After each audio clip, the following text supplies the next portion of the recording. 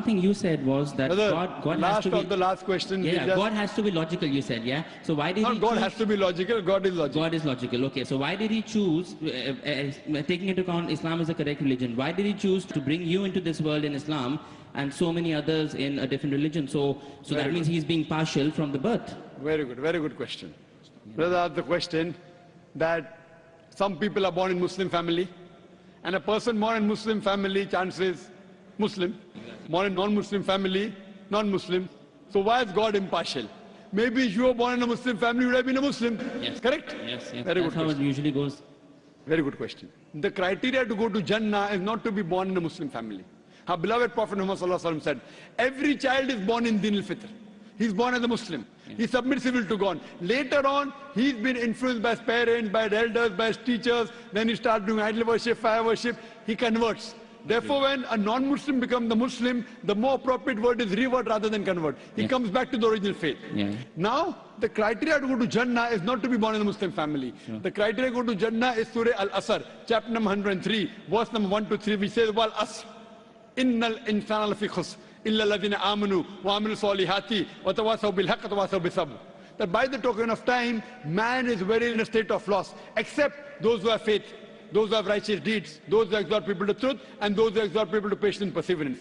The criteria to go to Jannah is all four things: Iman, righteous deeds, exhorting people to truth, exhorting people to patience and perseverance. If a person is born in a Muslim family, the first criteria, the chances are more.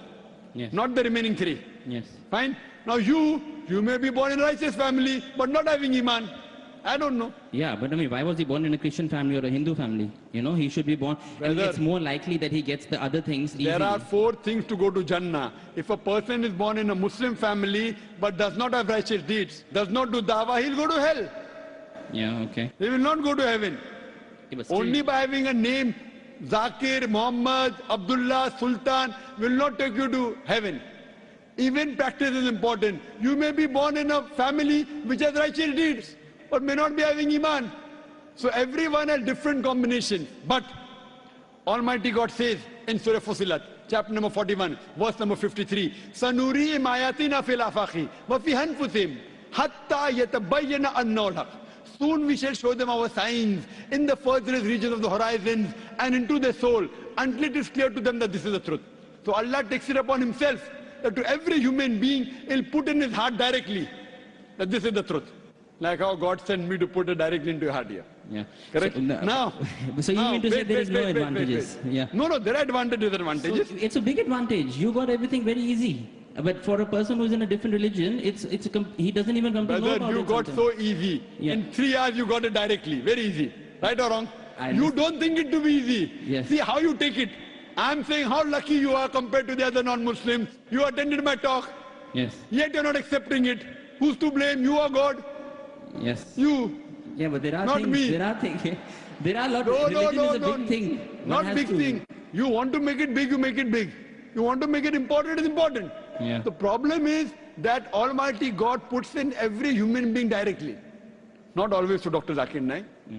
I am only 0.00001%. Yeah. It's not me. Some through me, some through others, some directly. So on the day of judgment, you cannot complain to God. At least you cannot complain. Yeah. You cannot go and tell God, I didn't know about Islam. Yeah, I cannot. Yeah. You cannot. Yeah, I cannot. Because you may be having more knowledge of Islam than many Muslims born in Muslim families. Yeah. Because the way you're quoting Quran, the way you're asking me question, I'm sure. Yeah. So now, after reading so much about Islam, and yet if you don't accept, Allah will question you. Yes. You have no excuse whatsoever. The other non-Muslim will deal with them afterwards. Yes. Let's talk about you first. Yes. You have no question at all on the day of judgment. I have. I can say there were a few things which I did not get the right answers. No, there are many Muslims who are born in Muslim family, not few, have many questions which are not answered. Yes. You have few, they have many. So you are in a better position. You cannot complain to God. You have few questions not answered. I would give God that these are the basis because they did not get answered. That's why I did not accept it. If I don't accept it, maybe I will later. I don't know. Which question you don't have? Tell me now. Tell me now. Come on. You can take God. Dr. Zakir Naik asked you in front of 20-30,000 people. What question you don't know about the Quran? Come on. First of all, the answer that you gave, that it is because of media and blue films. I know small kids who don't even have access to that, and still they have those. Which kids? Name them. What nonsense you're talking? I'm a medical doctor. What do you know?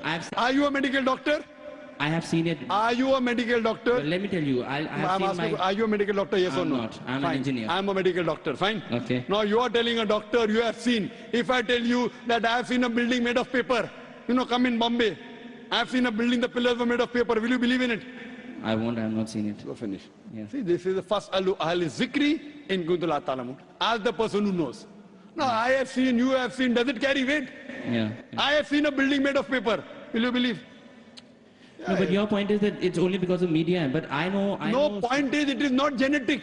There is no scientific proof at all it is genetic. I'm telling you. Right. What I'm telling you, it can be one of the reasons. Yeah. There can be 20 other reasons. Right. One of the reasons can be media. Yeah. You tell me it can't be media, I'll disprove you. Right. One of the reasons can be media. Right. Fine? Yeah. Yeah, very good. Actually, I have to go through all the other questions. Very well, go through. And I will need some time, and then take your time. I will do it. But hope it's not too late. I don't know how long I'm going to live. Well, see, if I die in the state of getting more knowledge, then I can always tell God that I was just getting more and more knowledge. You cannot. I'm telling you, you cannot. I will give Shahada on the day of judgment. I give you a chance. You cannot. See, I don't know I'm going to live tomorrow or not. See, 90% of my questions are answered, but I have to go through more things. People accept Islam with 10% acceptance. So that girl. According to me, you have more knowledge than all the people who accepted Islam, according to mine. Yeah, that's true. Maybe that's true. But my principle is, unless I'm 100% clear, I will not take such a big step. I will only take that big step if I'm 100% clear. Many things you did in life without knowing 100%. Did you know how much you're going to earn in Dubai that you came here 100%?